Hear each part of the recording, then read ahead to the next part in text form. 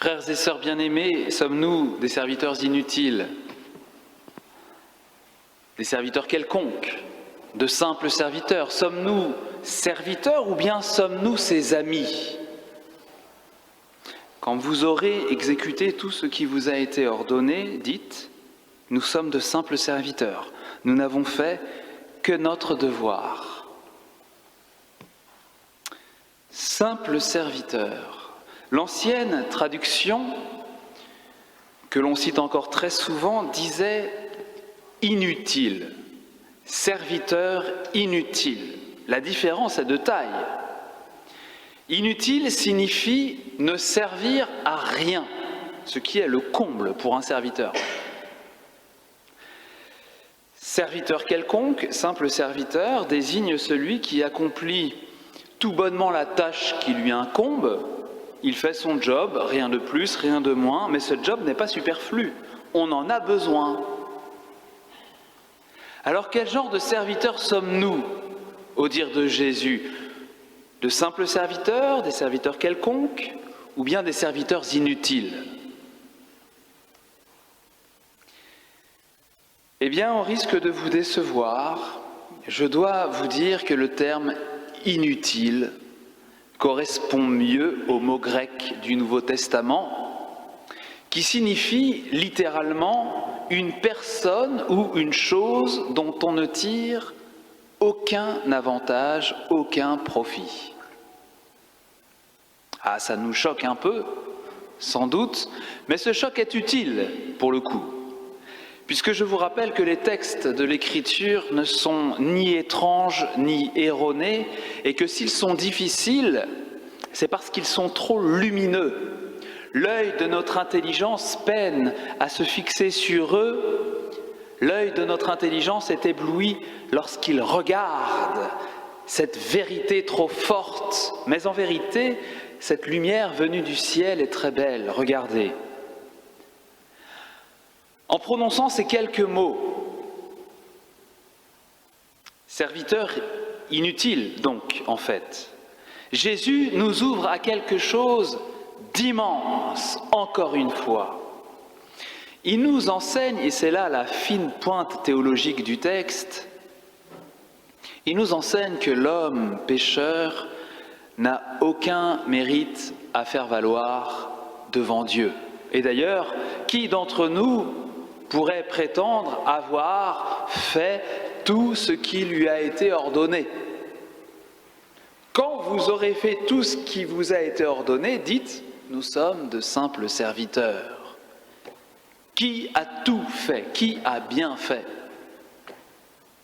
Jésus réduit ici à néant la prétention de l'homme à mériter quoi que ce soit devant Dieu.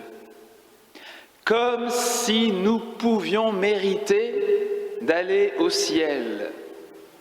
Comme si nous pouvions mériter de ne pas sombrer en enfer. Comme si le ver de terre pouvait mériter l'amour infini dans le paradis. Jésus nous confond et ne nous laisse aucun autre moyen de salut que la grâce. Son amour miséricordieux et gratuit qui s'accueille normalement, tout simplement, par la foi en lui. L'amour de Dieu ne s'achète pas. Comme dit le Cantique des Cantiques que j'aime tellement, si un homme offrait toutes les richesses de sa maison pour acheter l'amour, tout ce qu'il obtiendrait, c'est un profond mépris. Non, je ne sers pas le Seigneur pour qu'il m'aime, mais c'est parce qu'il m'aime que je le sers. Et la manière dont je garde précieusement, consciencieusement ses paroles, la façon dont j'observe ses préceptes et ses commandements manifeste jusqu'à quel point je vis de son amour, mais il ne me mérite pas d'être aimé. Reste que Dieu n'est pas ingrat. bien sûr. Nous sommes de simples serviteurs, certes, mais l'amour fait grand cas de l'amour, toujours. Et le Christ est infiniment touché par l'amour qu'on lui porte.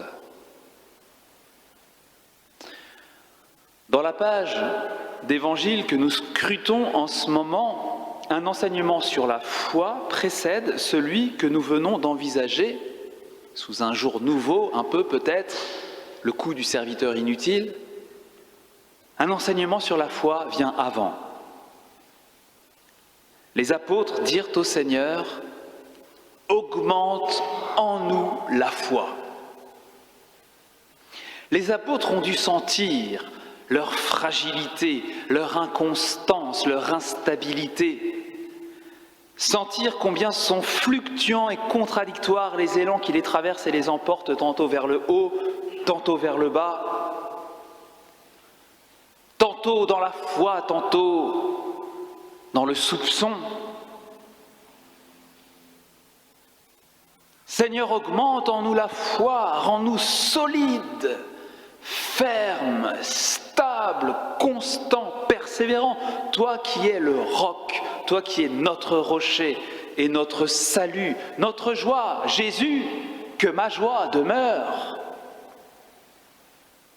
Si souvent il nous arrive de perdre pied, n'est-ce pas? Nous perdons pied devant l'imprévu, devant l'inconnu, devant l'invisible. Dieu, nous perdons pied. Et je ne te sens plus. Je ne te sens pas. Es-tu là? On ne ressent rien et l'on croit que Dieu, tout d'un coup, a disparu. Dieu n'est plus parce que je ne sens plus, parce que je ne sens pas. On croit que le Seigneur nous a abandonnés. Bien sûr que non. Dites-vous bien que le Seigneur est plus proche de vous toujours qu'une mère n'est proche de l'embryon de l'enfant qu'elle porte dans son utérus. Une femme oublie-t-elle son petit enfant, dit le Seigneur? Est-elle sans pitié, sans tendresse pour le fruit, pour le fils de ses entrailles? Eh bien, même si une femme oubliait, moi, je ne t'oublierai pas. Regarde, vois, je t'ai gravé sur la paume de mes mains. C'est magnifique. Isaïe, chapitre 49, verset 15. Mais ce que je vous dis là est quelque chose qui dépasse complètement le vaste, mais limité domaine des sensations, des émotions. Nous sommes des croyants, des hommes et des femmes de foi. Nous avons la foi, pas des sensations. Dieu donne la foi, pas des sensations. Je crois que Jésus m'aime, pas parce que je le sens. J'ai tout l'amour du Christ, rien que pour moi, pas parce que je le sens. Vous le sentez en ce moment que le cœur rouge, éclatant de Jésus bat pour vous? Pas moi. Je crois que Jésus m'aime, pas parce que je le sens, mais parce que j'existe. Parce qu'il a pris notre chair, marché sur notre terre, parce qu'il s'est sacrifié pour moi, qu'il est mort, et qu'il me donne chaque jour une hostie et toute l'effusion de son sang à boire. Il me pardonne, oui, il m'aime, il l'a dit, il l'a montré, il l'a prouvé, je ne peux pas douter. Mais la foi ne vient pas de ce que l'on sent. La foi, dit l'apôtre Paul, vient de ce qu'on entend. La foi naît dans l'oreille. La foi vient de ce qu'on entend, et ce qu'on entend, c'est la parole du Christ, dit Paul. La parole du Christ, la vérité de Dieu qui est sortie toute fraîche et pure, toute neuve de son cœur et de ses lèvres. La foi a le pouvoir de nous mettre en contact avec Dieu. N'est-ce pas fantastique ? La foi a le pouvoir de nous mettre en contact avec Dieu, et c'est cela la prière, ce contact avec Dieu, même si je ne le sens pas. Un grand guide, un grand maître en la matière, c'est le bienheureux Marie-Eugène, c'est un nom très chic, pas très en vogue, Marie-Eugène de l'Enfant Jésus. La prière, dit-il, est certes une attitude extérieure. Elle est un recueillement, elle est une pensée, elle est surtout un contact avec Dieu. C'est en cela qu'elle consiste. Ce contact est pénétrant.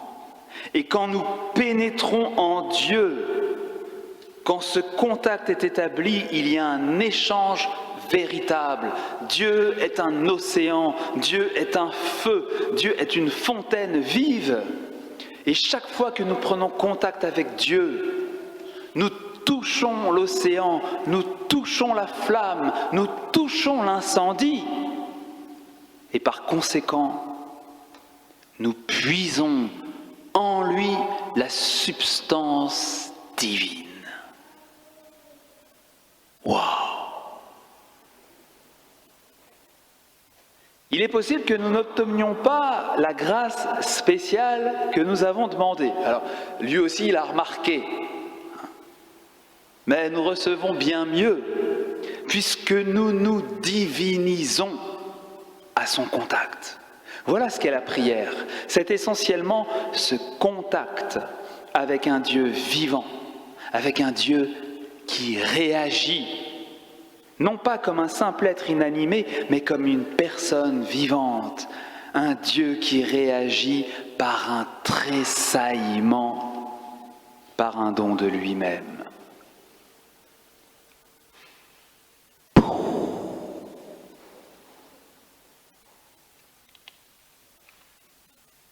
La foi est un acte d'adhésion. Mon Dieu, je crois. Est-ce que je sens ? Non, dit Marie-Eugène. Le sentiment qui s'y ajoute est quelque chose d'accessoire. La lumière même qui peut s'y ajouter dans tel ou tel cas est accessoire, en tout cas. L'expérience de lumière que je peux avoir ne marque pas la qualité de ma foi.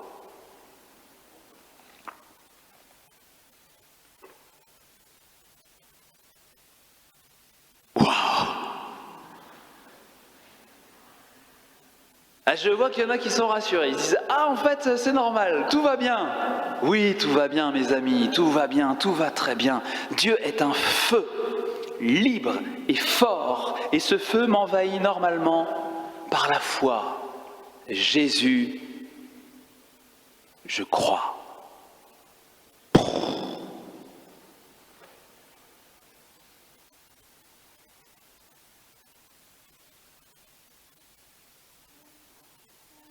Tout ceci va nous aider peut-être à comprendre l'autre parole de Jésus. Si vous aviez la foi comme une graine de moutarde,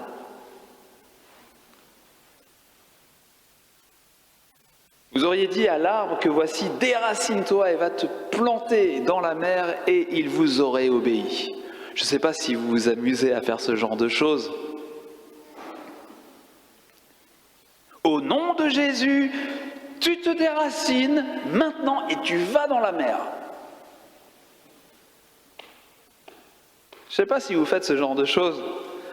En gros, l'idée, c'est que la foi nous fait nous avancer sur le terrain des choses qui semblent absolument impossibles.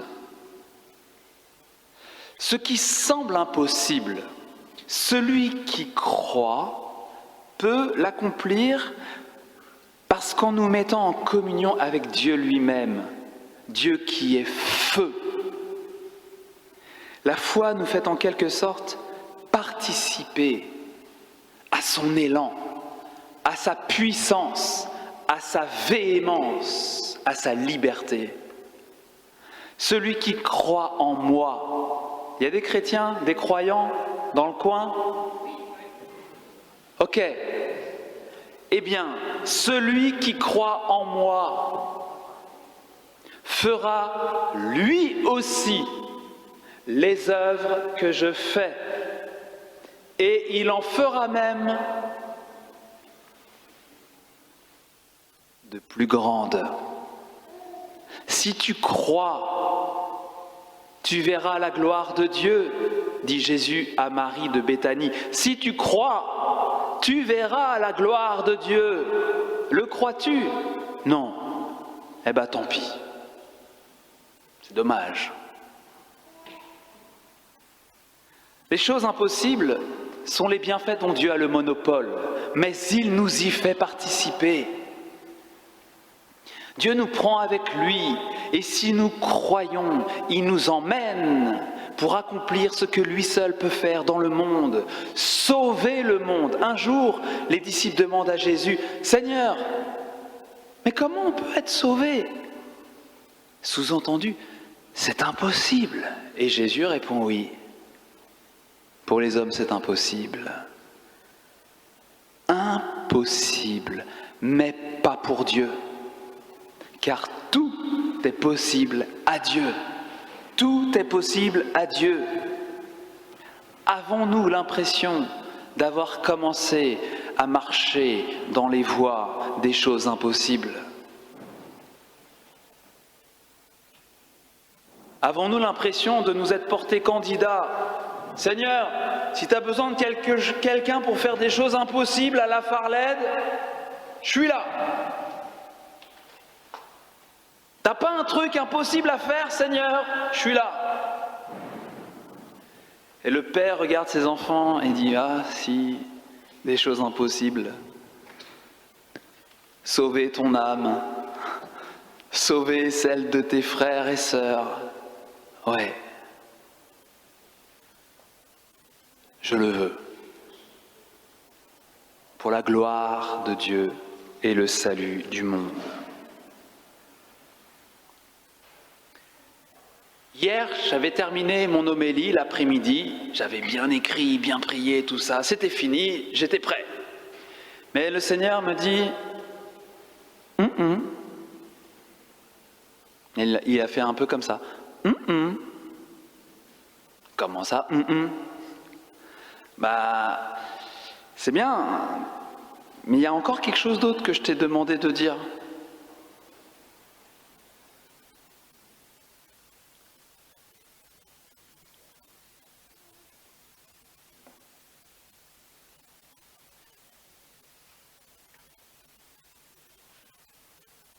C'était vrai. Celui qui est insolent n'a pas l'âme droite, mais le juste vivra par sa fidélité. Mes frères, avec Dieu, nous ferons des prouesses. Et pourquoi pas? Par la foi en lui. Le monde passe, mais le Christ avec nous, Christ en nous, nous tenons ferme et nous tiendrons ferme contre vents et marées sur le rocher. Nous tiendrons au milieu des drames que le prophète Habakkuk a vus et devinés et que nous voyons et devinons nous aussi. Sa vision s'accomplira et le dénouement ne sera pas décevant, dit-il. C'est une vision de victoire. Notre Seigneur triomphera. C'est sûr, il l'emportera sur toute forme d'impiété dans l'Église, dans le monde. Il triomphera, la vérité de l'amour aura le dernier mot, peut-être au dernier jour, mais il aura le dernier mot. Il l'emportera sur tous les états. renversant de leur trône les puissants qui se prennent pour Dieu, balayant les hommes au cœur superbe. C'est la petite Sainte Vierge qui chante comme ça dans le Magnificat. Déployant la force de son bras, il renverse les puissants de leur trône, il disperse les superbes, il élève les humbles. Magnificat. Monseigneur au Petit, archevêque de Paris, a dit récemment que le texte de loi bioéthique actuellement en discussion au Parlement touche aux fondements les plus essentiels sur lesquels sont bâties nos sociétés humaines, comme la filiation et la non-marchandisation du corps humain. C'est vachement grave. Eh bien, les nouvelles montrent que l'esbrouf et la couardise ont la situation bien en main pour l'instant. La tiédeur règne, silence complice et malfaisant. Et voici la parole pour laquelle Jésus avait fait ce passage de l'Écriture. Puisque te voilà tiède, dit Jésus, ni chaud, ni froid, je vais te vomir de ma bouche.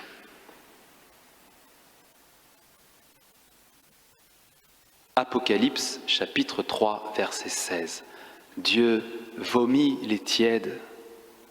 Et la lettre aux Hébreux dit que lorsque l'Écriture rend témoignage aux anciens, c'est à cause de leur foi, de leur feu. La foi vivante nous permet de collaborer à l'œuvre de Dieu en ce monde. Par la foi, nous pouvons servir le Seigneur comme des fils et des filles bien-aimés, comme des amis sûrs et chers, hommes et femmes contre qui aucune force maléfique ne saurait l'emporter. Par la foi, nous pouvons accomplir des œuvres divines, ici même. Frères et sœurs, ayez foi en Dieu. Ayez foi en votre foi, foi en la puissance de votre foi qui vous donne Dieu. Qui vous donne Dieu.